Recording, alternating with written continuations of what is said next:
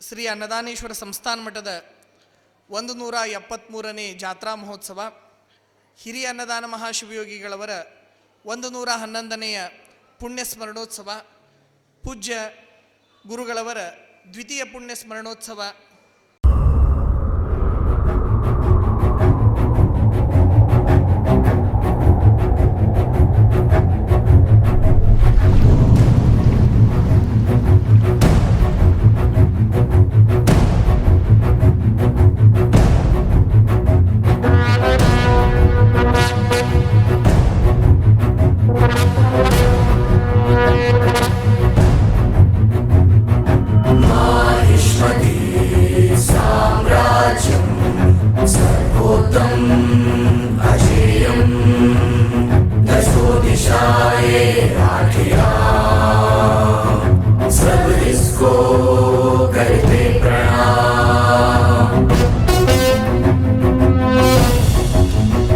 ಅಕ್ಷರ ಜಾತ್ರೆ ಇದ್ದರೆ ಮಾತ್ರ ನಿಮ್ಮ ಬದುಕಿನಲ್ಲಿ ಎಲ್ಲ ಸುರಕ್ಷಿತವಾಗಿ ನಡೀತದೆ ಅನ್ನುವ ಉದ್ದೇಶದಿಂದ ಪೂಜ್ಯ ಮುಪ್ಪಿನ ಬಸವಲಿಂಗ ಮಹಾಸ್ವಾಮಿಗಳವರು ಇದೊಂದು ಅಪರೂಪವಾದಂಥ ಅಕ್ಷರ ಜಾತ್ರೆಗೆ ಅವರು ಕೈ ಹಾಕಿದ್ದಾರೆ.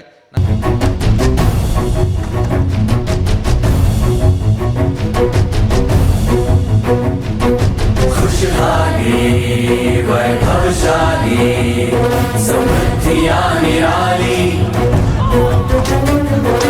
धन्य धन्य है यहाँ प्रजा, शांति का ये स्वर्ग था। वही जीत की हर्ष है। इस तरह अनेक सवालों के प्रत्युत्तर देते हुए राष्ट्र धर्म की अर्थ समझाते हुए और युवकों को जागरूक करते सदा यूं ही गगन छूमे अश्वदो और सूर्यदेव मिलके स्वर्ग सिंहासन विराजे।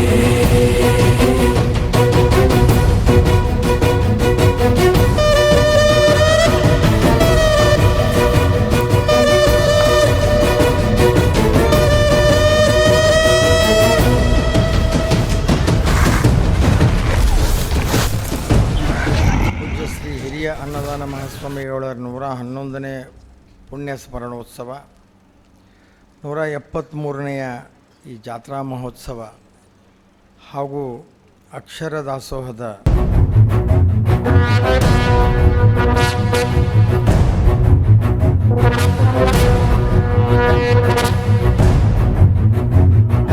माहिष्मती साम्राज्यं सर्वोत्तम अजेयं, दशो दिशाए आठिया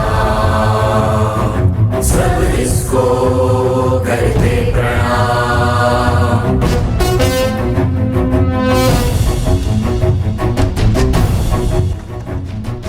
ಭಾಳ ಜನ ತಪ್ಪು ತಿಳ್ಕೊಂಡಾರ ಪ್ರಾಣೇಶನ್ ಭಾಷಣ ಅಂದ್ರೆ 10ರ ಮ್ಯಾಗ ಬಯಲಾಟ ನಾಟಕ ಇದ್ದಂಗೆ ಅಂಥೇಳಿ. ಇಲ್ಲ, ಅದು ಭಾಳ ತಪ್ಪು ತಿಳ್ಕೊಂಡಿರಿ ಎಲ್ಲರೂ. ನಮ್ಮದು 7ರಿಂದ 9 ಯಾವ ಊರಿಗೆ ಹೋದ್ರಿ, ಈಗ ಬೆಂಗಳೂರಿನಿಂದ ಈ ಪದ್ಧತಿ ಕಲ್ತೀವಿ ನಾವು. ಅಂದ್ರೆ ಭಾಳ ದಿವಸ ಬದುಕ್ತೀವಿ ಅಂತ ನಮಗೊಂದು ಭರವಸೆ.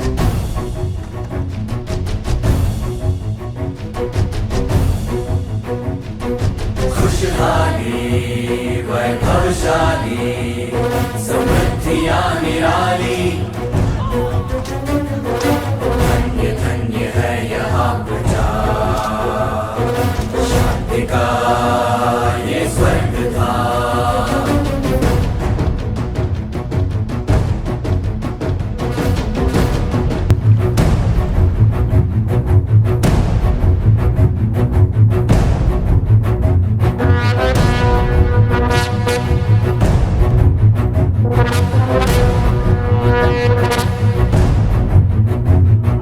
ವೇದಿಕೆ ಮೇಲೆ ಆಸೀನರಾಗಿರ್ತಕ್ಕಂಥ